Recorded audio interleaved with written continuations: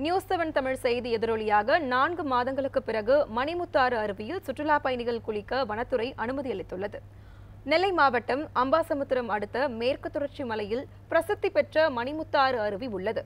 கடந்த டிசம்பர் மாதம் பெய்த வரலாறு காணாத கனமழையால் மணிமுத்தாறு அருவி பகுதியில் இருந்த தடுப்பு கம்பிகள் உள்ளிட்ட பொருட்கள் சேதமடைந்தன.